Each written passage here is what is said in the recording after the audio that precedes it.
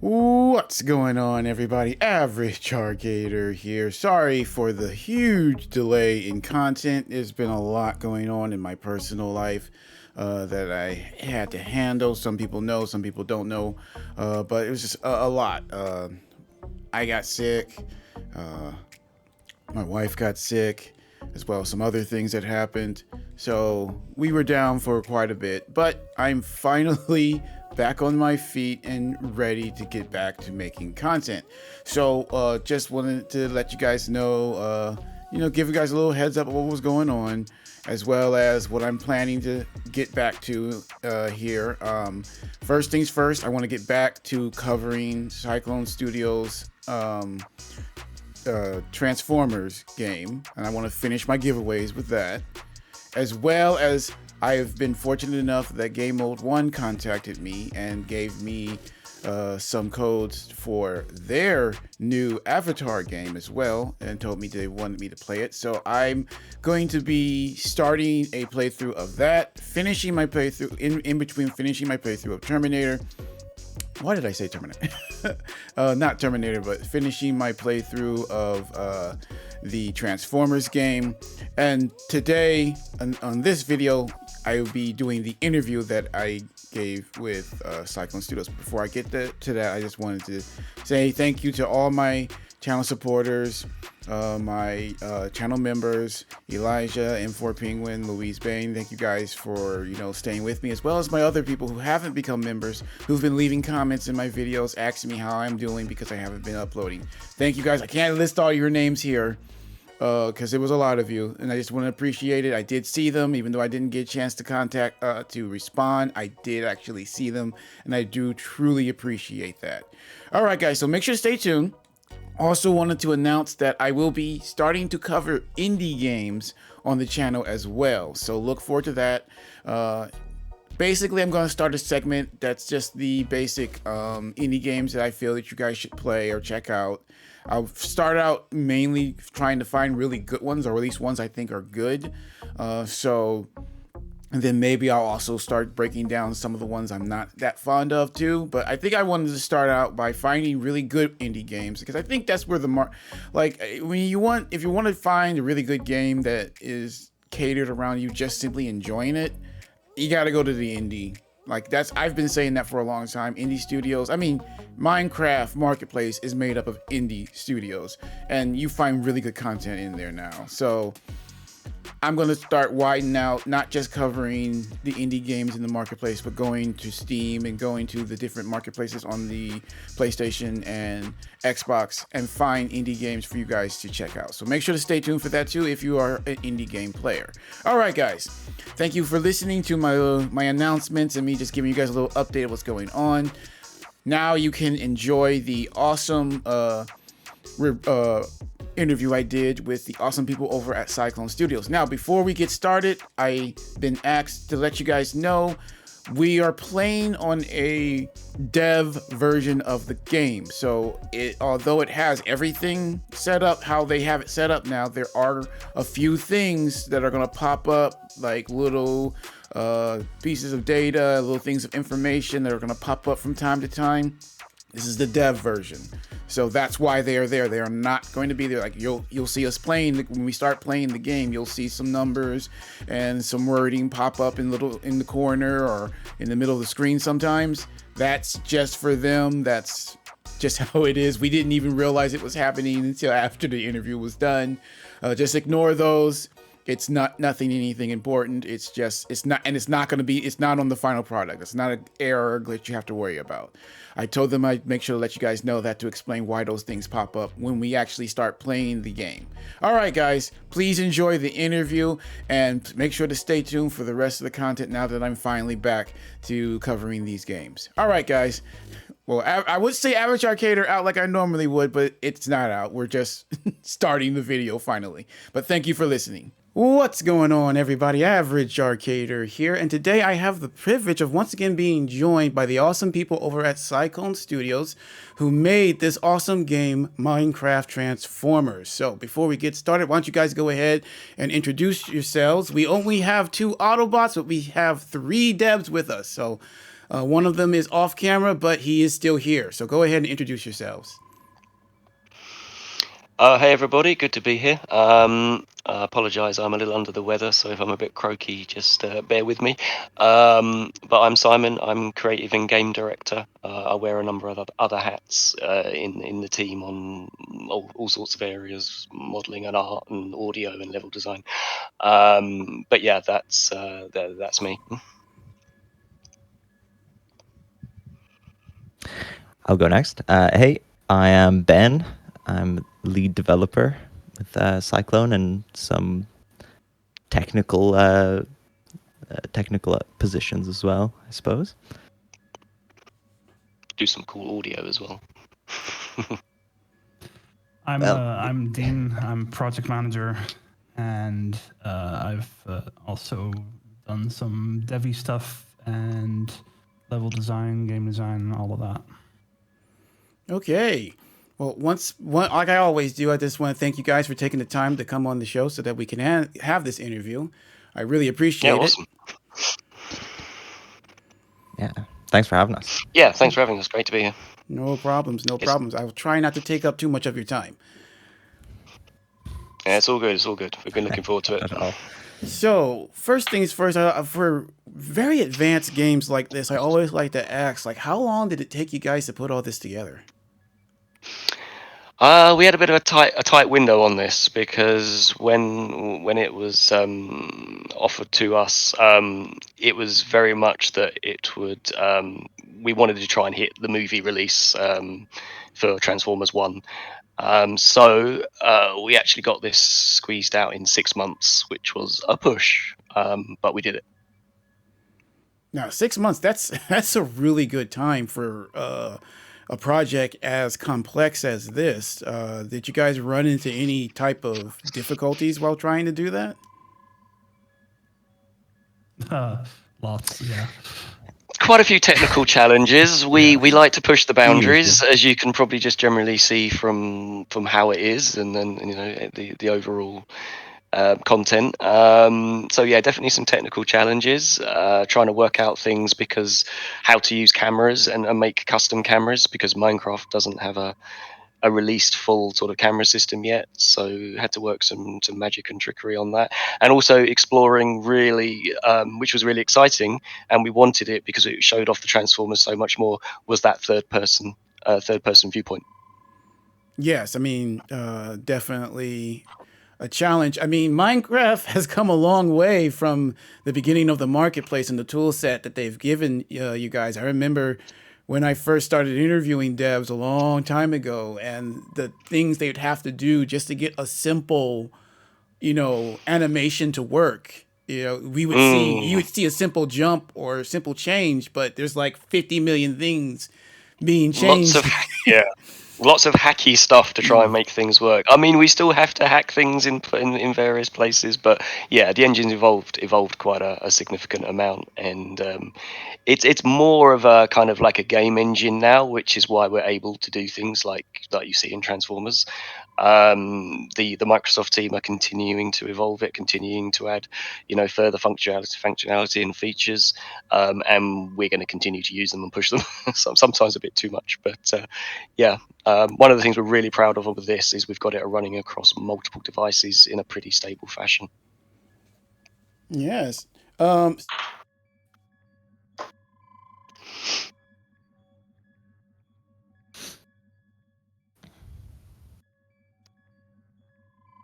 Did we lose connection or?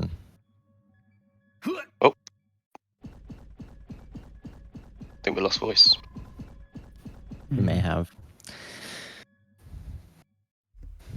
Can you hear me now?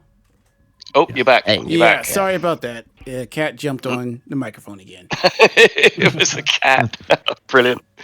So that's comedy. That's comedy. Fantastic. So let's get back to where we were at. That's why you record.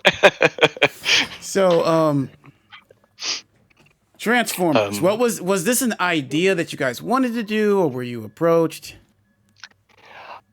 we were approached. Certainly, Bit of the both. Right. I mean, we've wanted to do, yeah, of course. I Yeah. mean, I'm personally a massive fan of the G1 series. I know a lot of younger players aren't as familiar with the G1 series because it was more in the 80s, and I'm an old man. Yeah, so am So I I. used to So kind of, that.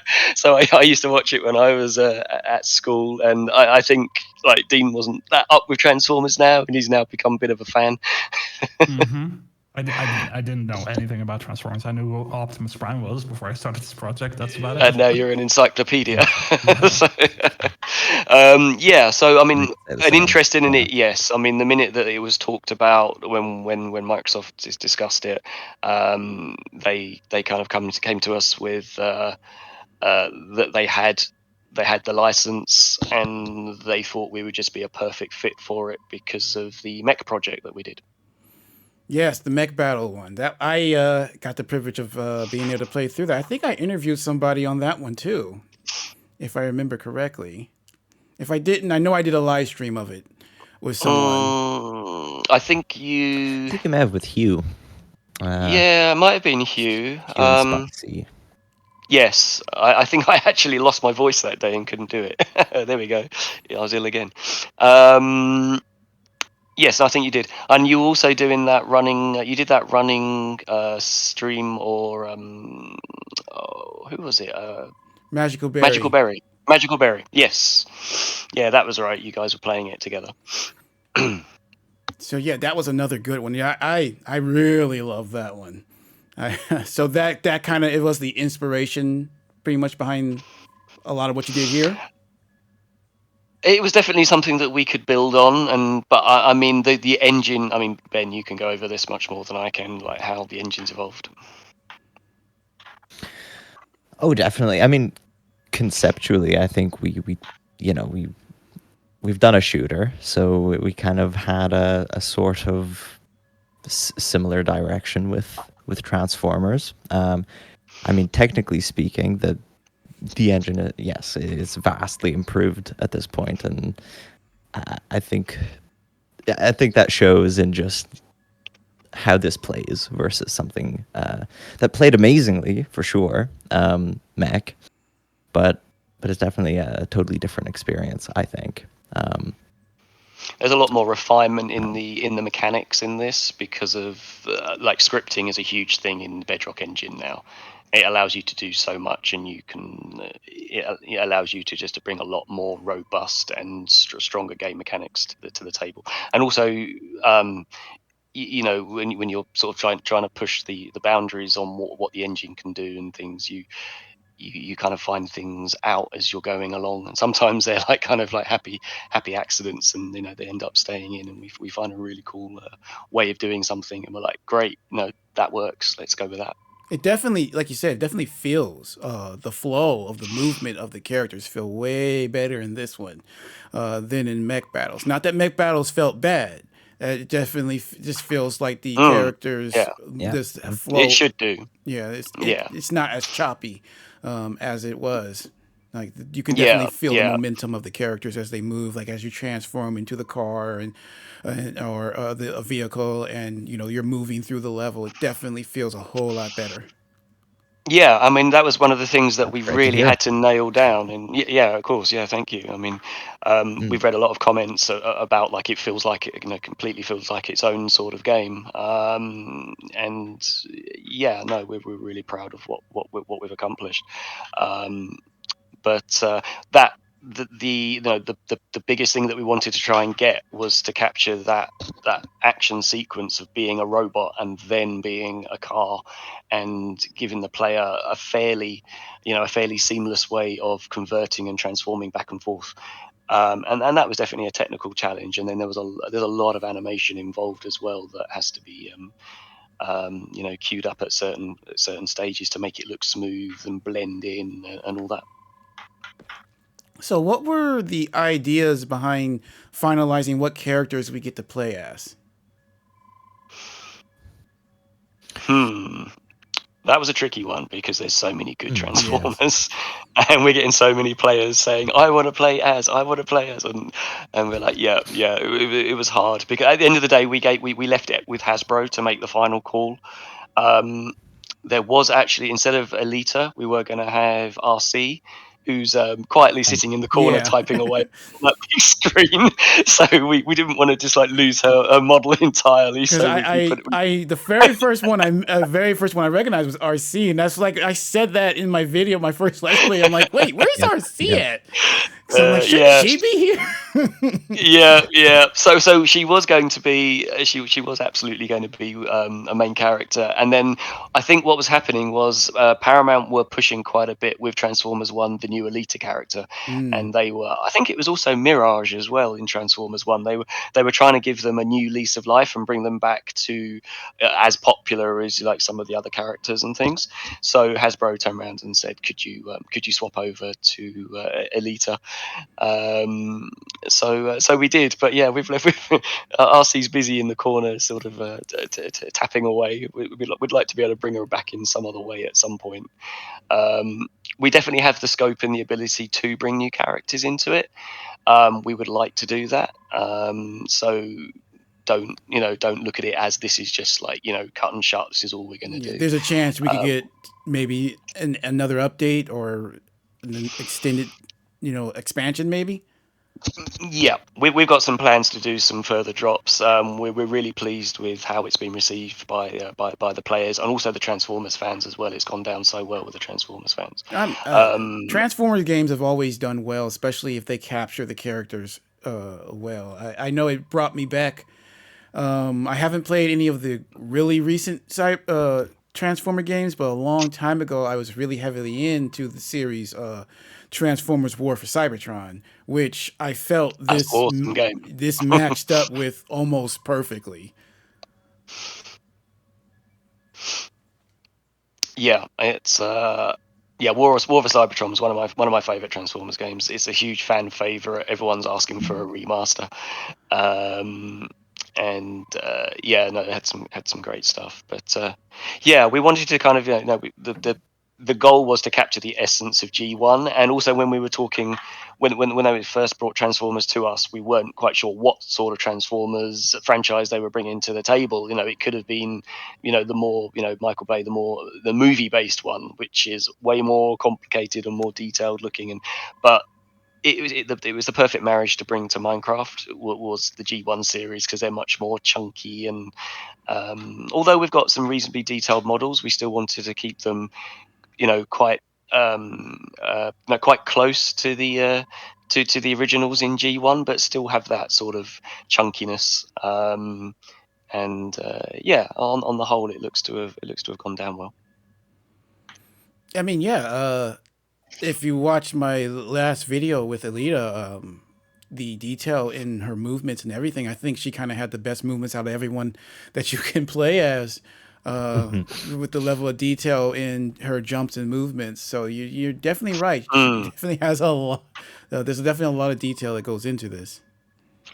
I mean, there's so many animations because obviously we're not just doing one character. Yeah. Every character has to convert into a vehicle. And then there's all the blend animations, there's the shooting animations. Alita's got a very athletic nature about her. And she's also a very strong character as well. So she's, she does some powerful moves and things.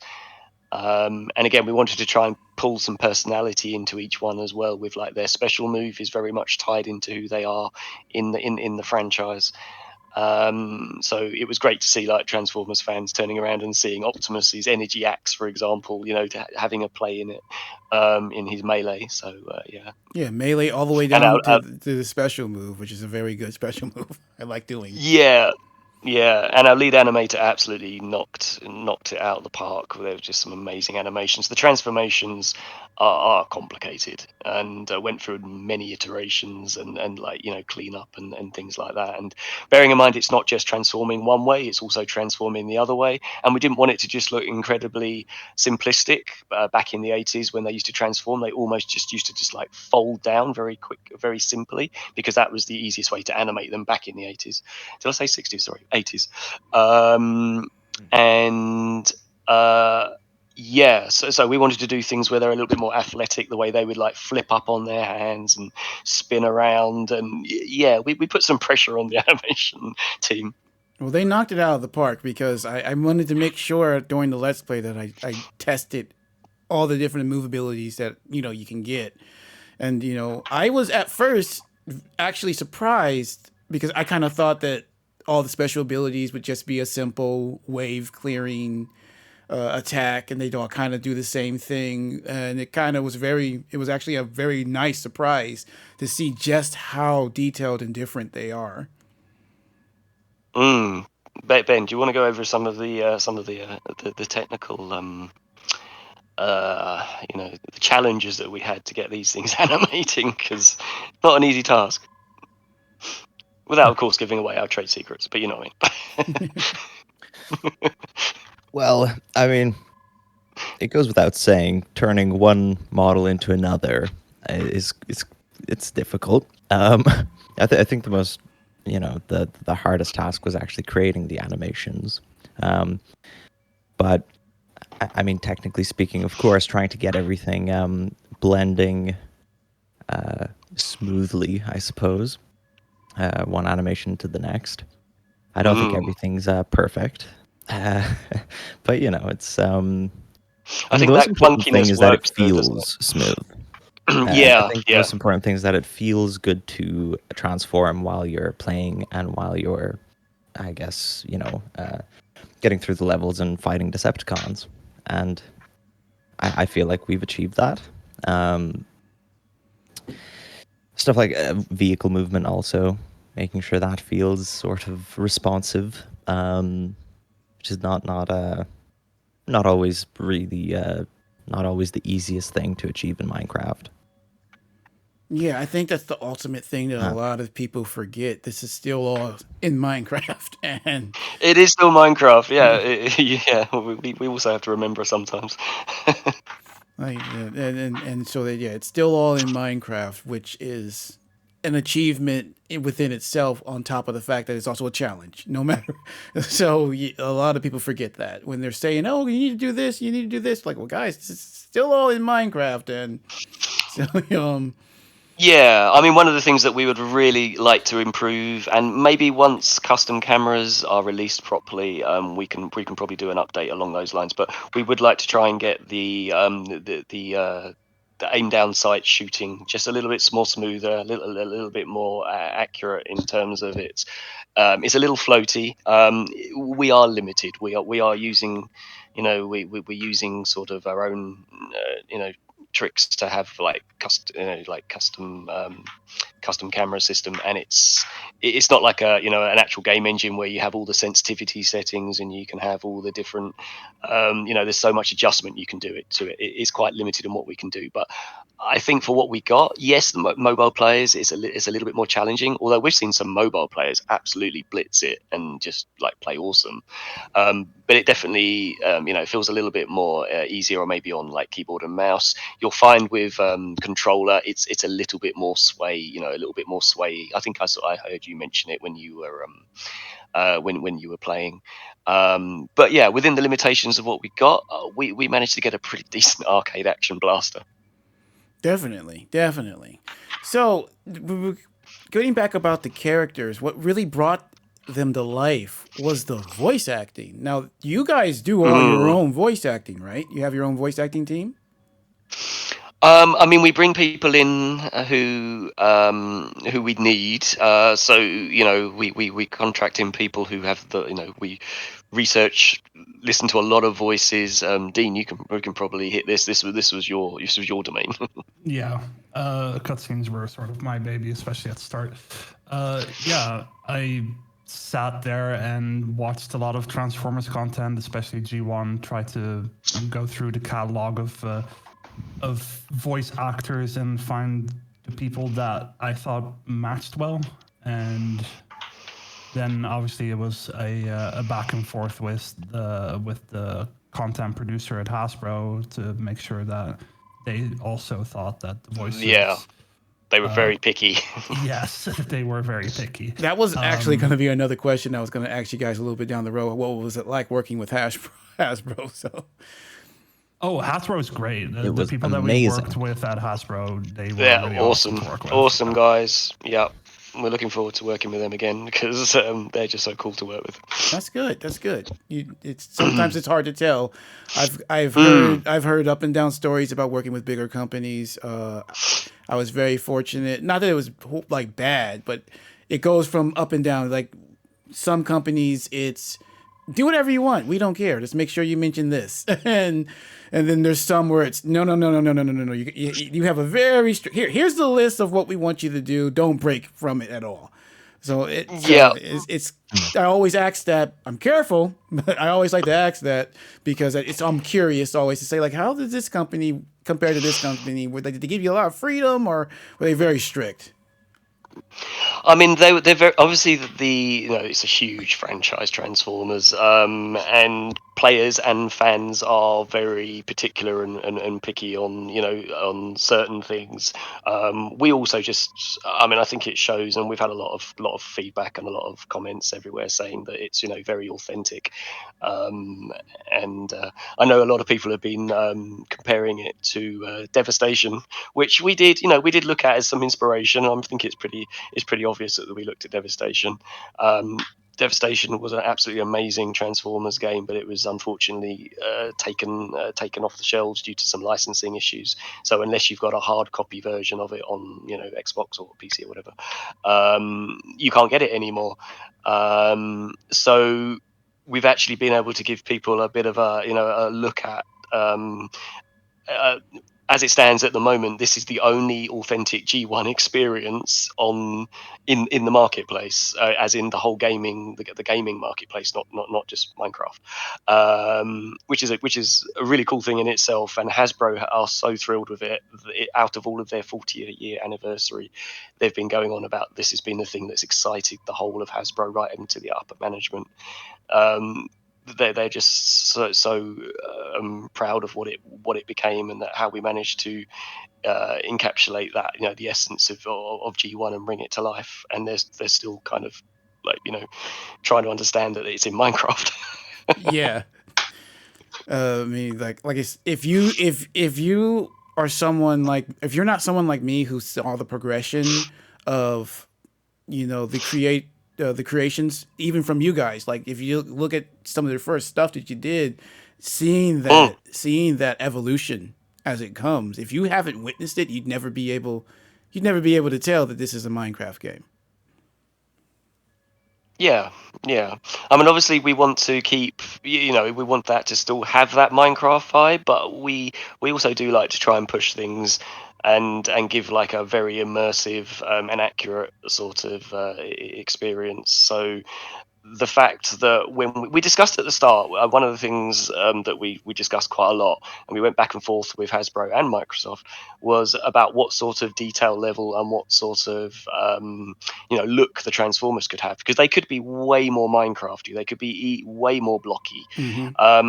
But talking back and forwards through their branding and those conversations, it was kind of, and we did some prototypes which were really quite simple, and then we did some sort of like even more detailed ones than we've got now, and then we reduced those down, and we kept just like messing around a little bit with them, and we sort of settled on this kind of middle ground where they're still quite chunky but very recognizable. Anyone you can clearly see who they are, and they're relatable to the to the originals. Oh yeah, if you watch the original cartoon like me, I really didn't see that much of a difference, to tell you the God honest truth. I feel like you 100% nailed Bumblebee from his original design, and Jazz, and Optimus Prime. So I'm like I couldn't really tell that much of a difference from their original things. If you're talking about the original cartoon that came out back when I was just a little lad. Yep. No, I mean there's a little bit of a licensing that goes on, because you can't have VW Beetle anymore. You can't have Porsche, which was the original cars. So we've got this kind of like sort of concept roadster Yeah. for Bumblebee, so it's not a VW bug, and I think it was a 9.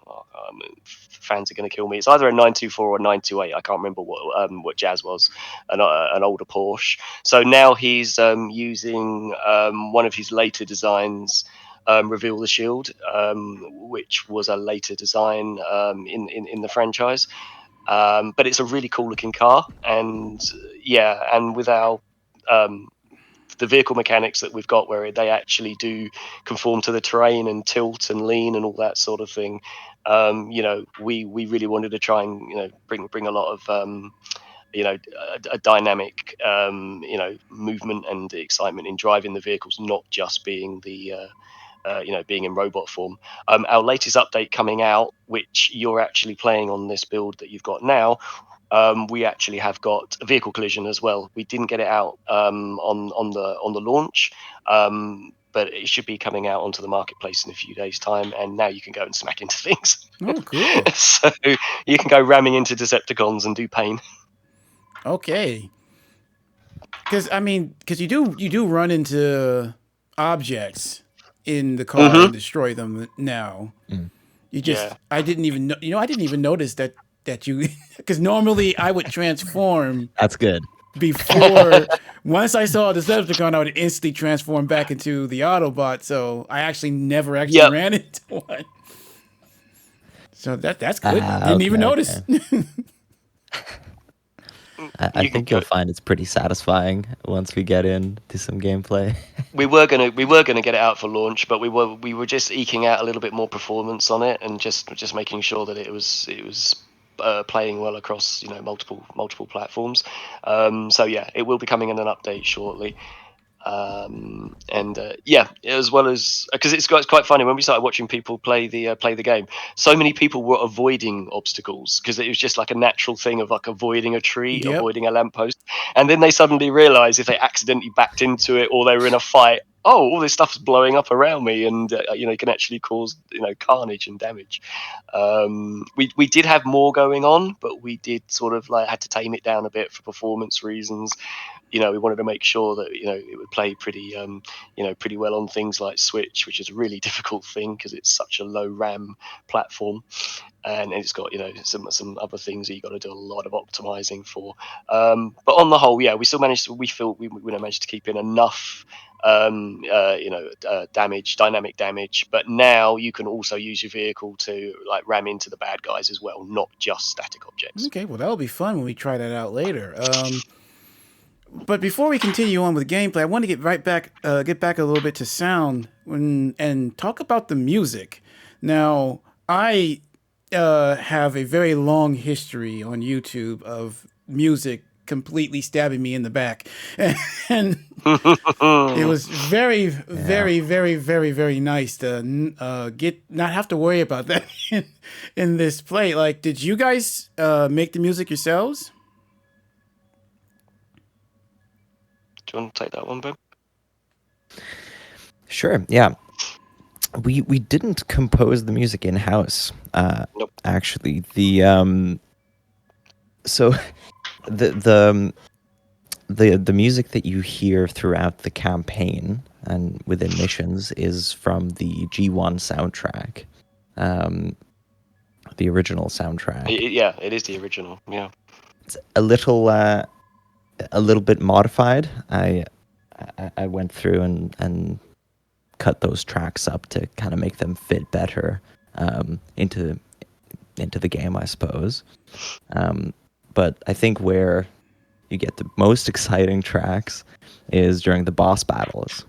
Yeah, they're awesome. Where we collaborated with Bleeding Fingers. Who are an amazing composing company. They do all sorts of massive movies and games and all that sort of thing. They did all the music for the Jurassic World Adventure that we worked on as well, because we couldn't use anything from the original because of copyright issues. So they rewrote everything for that. But they are phenomenal composers. used by a lot They of are, very, and they knocked very, it out very the big park. names. Yeah. It As didn't they actually take always long do. either, did it? A couple of iterations came through on the boss tracks, Yeah. and we were like, wow, they just fit. They fit so well. Yeah, I mean that's one of the key 100%. things I say for a good game is music. You can have the best designed game you want on the marketplace, but if it's just silence, it just ruins the vibe. Completely breaks it down, and the game is a little less alive when you don't have good Yeah. music in it. I mean, we're huge advocates generally Mm. for sound, that it isn't an afterthought, and it's something that is integral to the immersion and the gameplay. So we don't just kind of like try and tack it on at the end. Not saying everyone does, but it's one of those things where it really brings everything together, and it plays part of the that overall experience. That's awesome. So Agree. getting back to Yeah. gameplay, I noticed a trend that if you can, you guys like to add multiplayer and or co-op to your games. Is that like something you guys try to focus on when you build something new? To a degree, yes. Um, Mm. we don't. Most of our game, I suppose, maps are tailored to a single player experience in terms of just the content and the difficulty. But we do design with, the we keep it in mind that players are going to play in multiplayer. They're going to invite their friends, and you're going to have more than one player running around most of fairly frequently. Um, so I think it's Yeah. important that it works Yeah. and it operates and it feels sufficiently good with multiple players. Um, Yeah, I think it's one of the things that we've discussed a number of times, and it's just like it makes it more accessible for friends and family to play. Um, it definitely brings more challenges. Absolutely brings more challenges if you just focus purely on single player. First off, you've got less performance to worry about. You've not got one character running around. You've got 3 or 4 running around. I mean, we normally try and work it that we recommend that people don't go above 4. But I mean, from our research and from our findings, on the whole, most players normally play with just like one other friend, one other person. But it is Transformers is a lot of fun when you get multiple people come in and there's just lasers flying everywhere. Um, and it's something that does put more strain on the overall, the overall game, and is something that we push hard to optimize as much as possible. And I think through further updates as well, and gaining player feedback, we'll eke out a bit more performance here and there. But as I say, we got it running on a decent, on pretty much all devices. And that means a lot of people in co-op and single player can get to enjoy it. Yes, and on top of that, that's crossplay as well, correct? Yes. Which is another challenge. yes, sir. Yeah, I mean, Yes. Minecraft's one of those platforms where it absolutely throws everything at you, because unlike most devs that maybe like release something onto Steam or through Epic or Xbox Live or whatever, they're just focusing on one kind of main area. Minecraft literally throws everything at you. So to try and get something that works across so many platforms and crossplay, um, it's definitely a challenge. And the other challenges that we get, and many partners will concur on this, is the fact that we don't have full dev tools as well to be able to diagnose and debug. If you're working on something like Unity Engine or Unreal Engine or something like that, you've got so many dev tools that you can use to monitor and make sure the game's running at optimal, that sort of thing. So a lot of the time we have to pass it back over to Microsoft, and they have to put it through their testing teams, and then it comes back to us. We do our own testing with our own QA team. But yeah, it's a real challenge. Crossplay is covering so many bases. Yes, I understand that. That's just something I do hear a lot from many of the biggest creators out there. They all say the same thing. They're like, we Hmm. because I get a lot of I'll get a lot of comments asking for certain bug fixes, and I'll send them to the creators if I can't answer them myself. And that's one of the big things when talking to creators about when I say, "Hey, how do you fix this?" But we're still working on that because, like you said, many other engines, the troubleshooting is just so much more easier because of how it's done. And this one, it's Oh yes. like you said, troubleshooting is a lot harder because getting that bug or glitch to reproduce, there's so many Yep. factors that you have to like. Okay, what are you playing it on? How long have you been playing it? Like like if it's the computer, is it Apple? Is it Mac? Like there's so many different Yep. things, Yep. Windows or this, that, and the other that you have to account for, and sometimes it takes a while to find where that bug is. So I understand that totally. Absolutely. I mean, it's one of those things, even when you can repost something, you can clearly see where it is, but we have very limited debugging capabilities because we don't have the full dev kit, like Switch, for example. Consoles is an absolute nightmare because we don't have the full dev kits. And if you had those, you would be able to go in and do a lot more diagnosis and get to, quite quickly where, something's happening. But when Switch crashes, for example, I'm sure Ben loves this, and as well as our other devs, it just gives you so little information. Or PlayStation, it will just crash. It won't give you. It gives you literally nothing to go on. It's like, I've crashed. Work it out. So, um, yeah. Yeah, I Absolutely. think I think that might be It's a like a fun fun little scavenger hunt. anecdote to talk about. When we got towards the end of the project is when everything gets hectic, and Microsoft QA is obviously testing daily. Mm. And without getting too much into our problems with Realms, we didn't get to properly uh, test one of the platforms. Until right And at the end. Yeah. yes, Mm. and it kept crashing, and we just didn't have any. Like, we just had to go to that part of the map that it kept crashing on and just figure out what it was that caused it. A In the lot of end, trial and so error. Sometimes yes. removing every entity on the map, bringing them back slowly, and just trying to work out in what area, what chunk things are going on, what's triggering, what event could be causing this. Yeah. Is there something that's unloading itself? And without having proper debugging, it's quite painstaking, and it takes a lot longer than it should. But we got it pretty robust, and we're hearing some pretty good things across multiple platforms. So I will keep saying it. Really proud of that. Yes, I was actually going to ask some questions since we're kind of talking about the overall level design there. I was going to ask some questions about the idea for the level design. Was it always going to be linear like it is, or did you guys ever think about possibly doing like open world, kind of like how Mech Battles was? We discussed a number of options, and I Mm. think because we were looking to hit the movie, so that immediately put a restriction on time.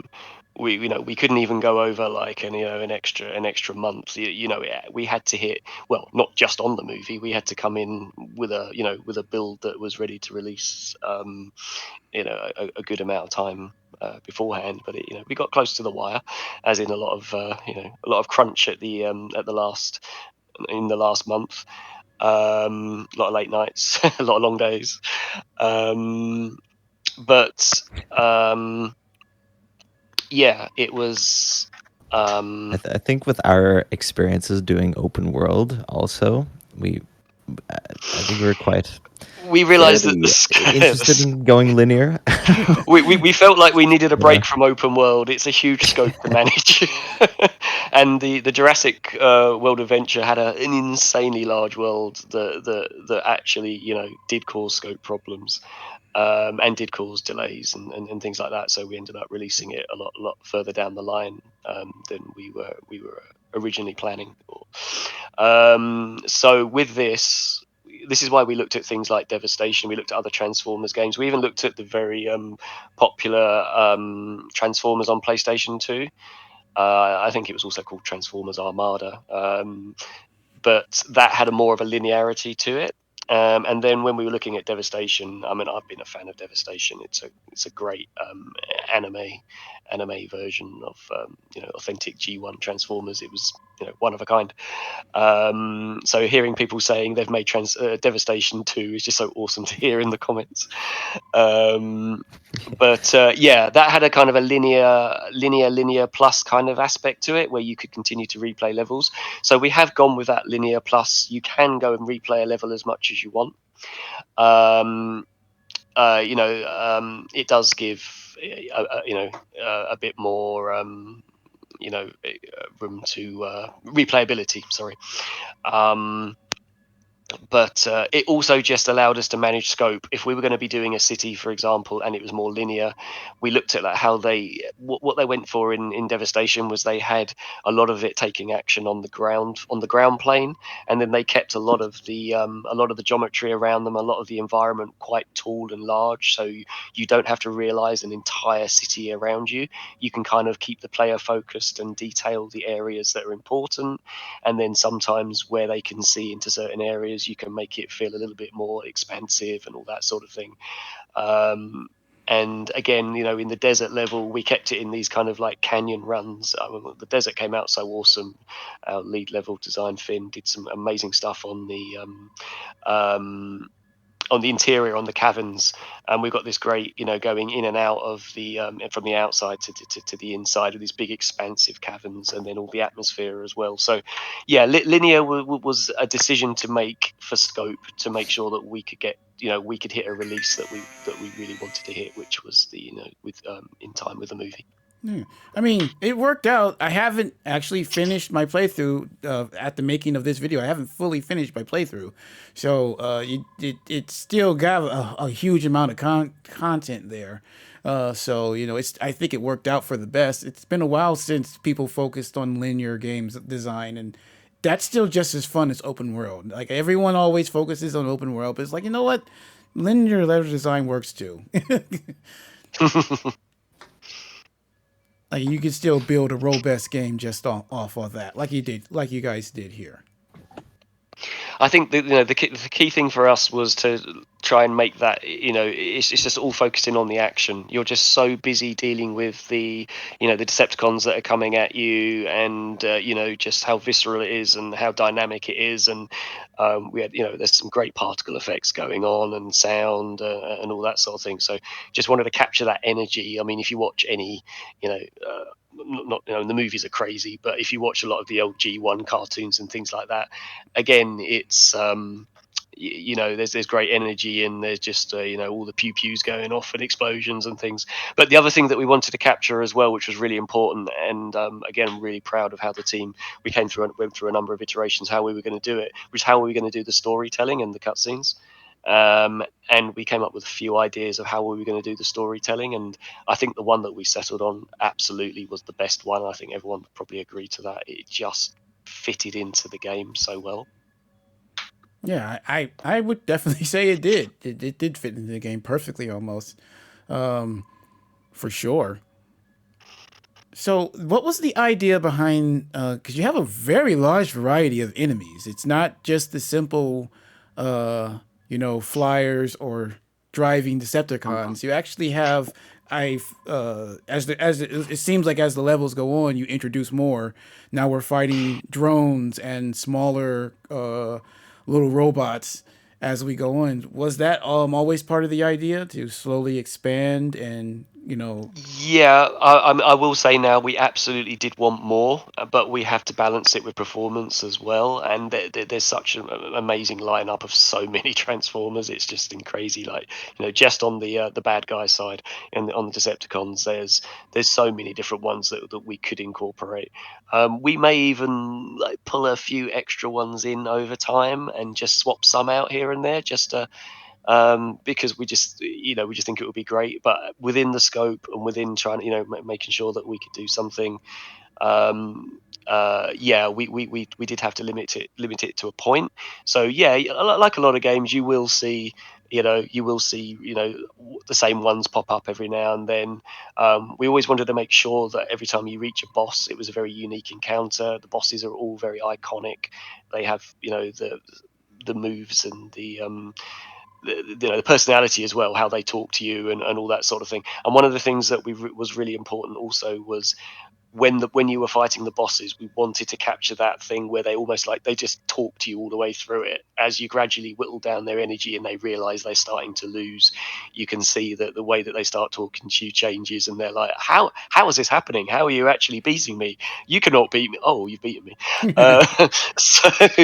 So we kind of like dialed in a lot of different voice lines depending on where their health bar is as it gradually goes down and they get triggered, and it gives that that extra sort of layer of sort of like dynamic sort of immersion with the character and their personality.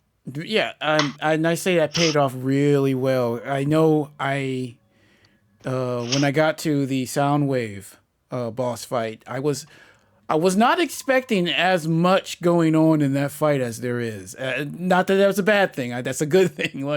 But I was not expecting for. Oh, I can't remember the names of the two little ones he throws out.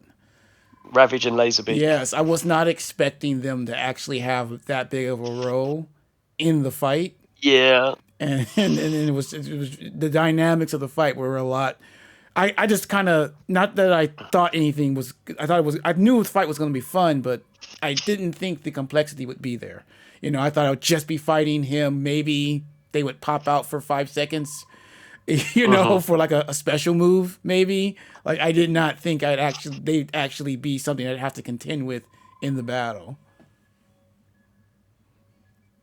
Yeah, I mean, Ben, you did some cool things on the boss fights, and one of the other days, Finn worked on bosses quite a lot as well, and yeah, it was tricky because I mean they actually eject out of Soundwave's chest as cassette tapes. Yeah.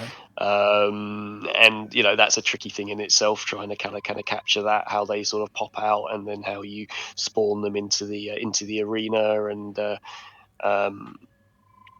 yeah, we definitely wanted to try, and also we watched a lot of a lot of the action sequences from the cartoons, also in Devastation, and just like looked at how what sort of moves and what sort of abilities each of these character has, and how can we portray that in the boss fight. So yeah, all the bosses like have dialogue through through all of their fights.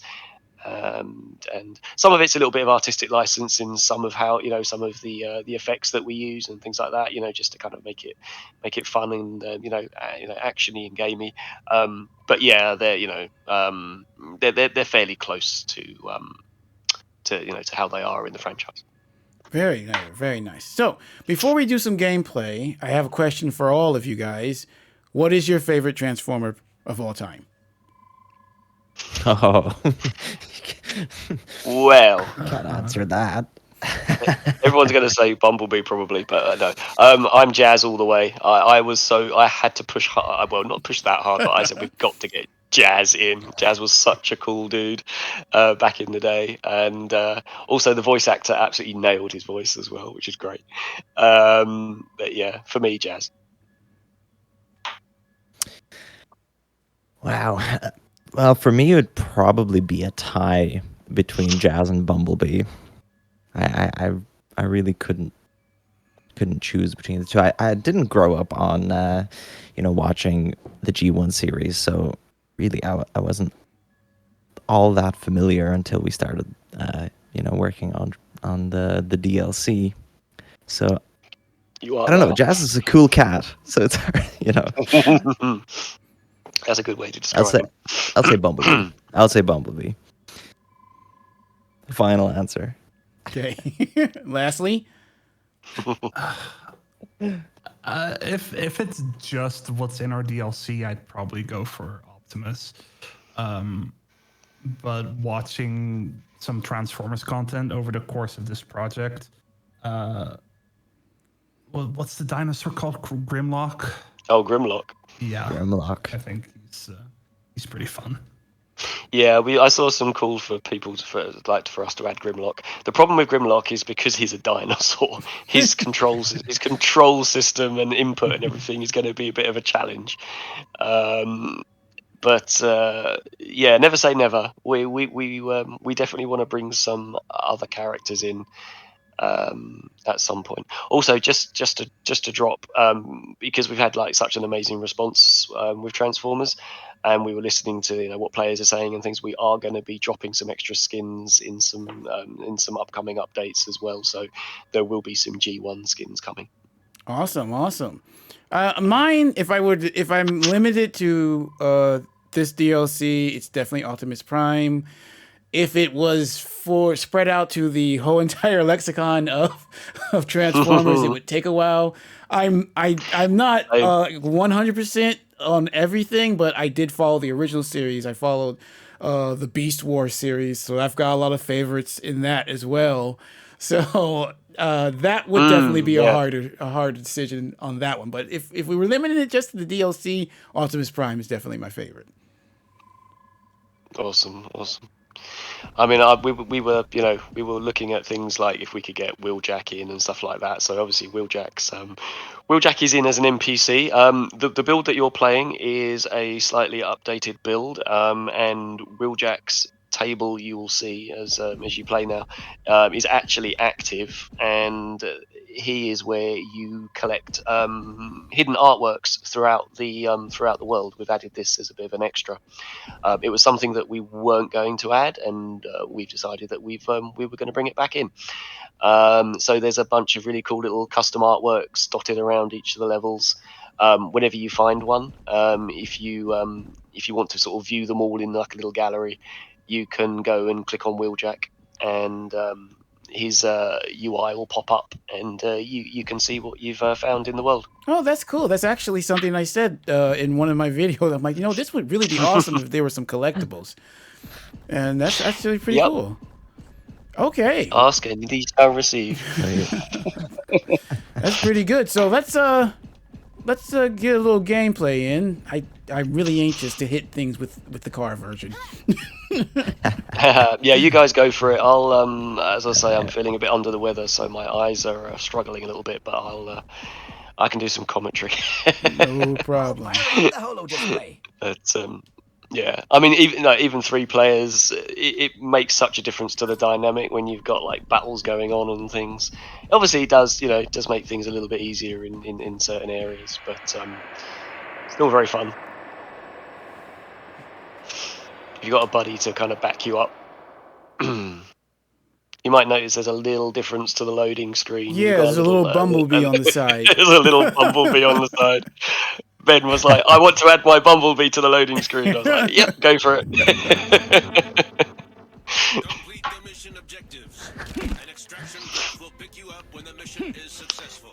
We were talking about it earlier, but the voice acting, a number of people absolutely nailed it. But there's actually one main voice actor that did so many voices, including Optimus, Megatron, Teletran, Richard. He could just completely change his voice, and then with some extra sound editing and manipulation to give him that sort of Transformers metallic-y effect, it really just came together. Hasbro were just amazed at these weren't real voice actors. From some of them are, they're not absolutely dead on, but they're pretty darn close. So, quick question about the gameplay. Whose idea was it to even have special moves? Was that me? Might have been me. I think I said something about special abilities. I think we were just having a conversation about, me and Ben, I think, were talking about it, and then sort of saying, can they do something, each one do something, which kind of is, part of their personality. Jazz is the one that usually makes people laugh because they don't expect it, and it's when he kicks out his guitar riff, it's it's kind of funny, but at the same time cool. Bumblebee's definitely became a bit of a favourite, I think, because of the John Woo kind of spinning around, guns blazing. Well, I definitely liked it because of it feels like it has a little bit more range than some of the other ones. Yeah, they all generally sort of hit pretty much the same range, but because it looks like he's actually shooting at them, technically, but I guess visually it sort of looks like it's kind of reaching further. But we did sort of like, you know, try and balance that.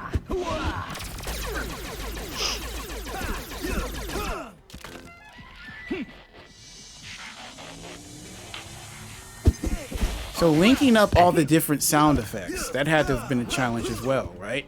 Yeah. I mean, Maybe not from a technical point of view, but certainly, you know, designing suitable sounds and making sure that, you know, it feels right to the ear. That can be a little bit of a challenge sometimes.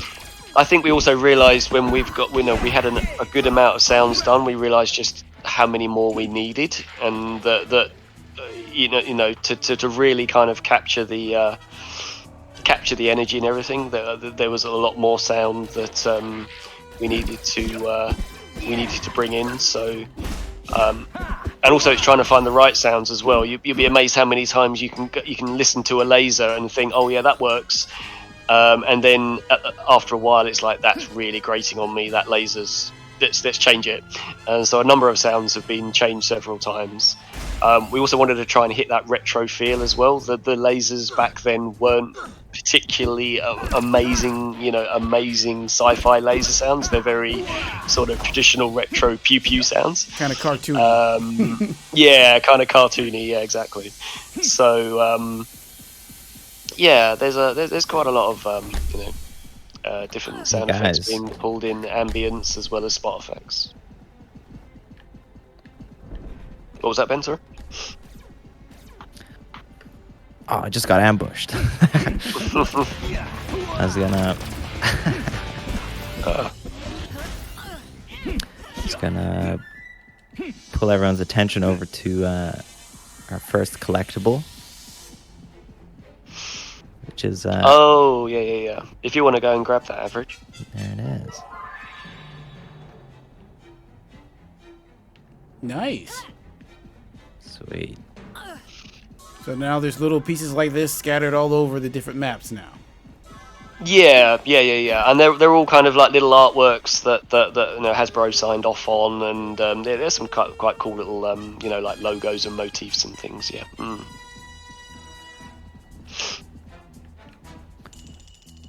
Nice work, team. Good job. All right. Well, we are just about out of time. I try not to make these too long.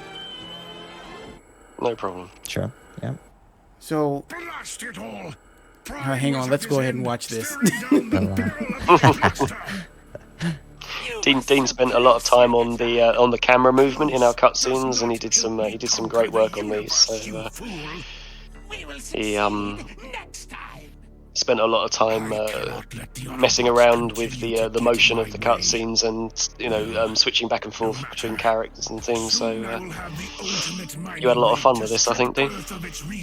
Yeah, it was a good 2 or 3 days full of just being scene director. Yes. Yeah, because one of the challenges with these cutscenes is not just finding the angles, it's also timing it exactly with the voice acting. It won't be long before we can restore Cybertron to its former glory, with me at the helm. I've got an idea. I mean, these voices match up beautifully. Like, I can't tell the difference between the Starscream you have here and so many of the original ones that I've heard. Like, they nailed it quite perfectly. Yeah, we went through several Starscreams. It's a difficult voice to do. Yeah, he did a really good job. But obviously, it then goes through an amount of processing to kind of give it that metallicness, and to sort of like really bring it to life and try and get it as close as possible. I think a fun little piece of trivia about it is about especially this cutscene as well is the voice actor for Starscream and Shockwave is the same person. Yeah, they're the same person. Yeah, that's right. He puts on such a different voice for Shockwave. Yes. Shockwave over the years has been done in several different ways, but we wanted to capture that really original G1 voice, and that's what he is. Brilliant Shockwave. Yeah, I mean, sometimes I even think there's some versions where he's a mute, like he doesn't talk at all. Yeah. Yeah. I mean, a little bit of a funny story as well. I mean, some of the voice actors are so close that Hasbro asked for their details if they ever needed to use them. So yeah, I think we did pretty great with the voices. You can be the one to oversee it. I'll blast them all to smithereens. That's actually pretty. That's actually pretty cool. Yeah, I know. When we told them, they're like, "Wow," you know. And that little the motif, the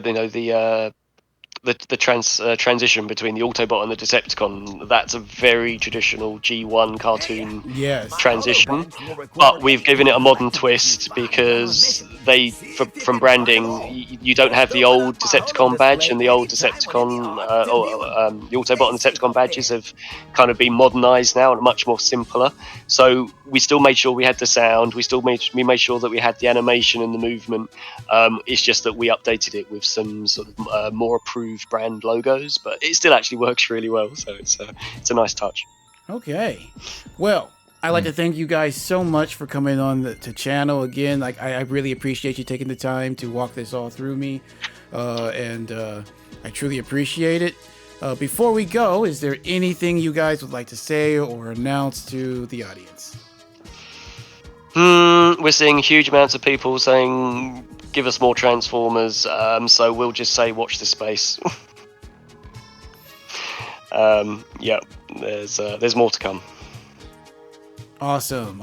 Anything else? And it's been not from me personally. No, you know, thanks for having us, and I hope we gave you a bit of an insight into, you know, how we brought it to life.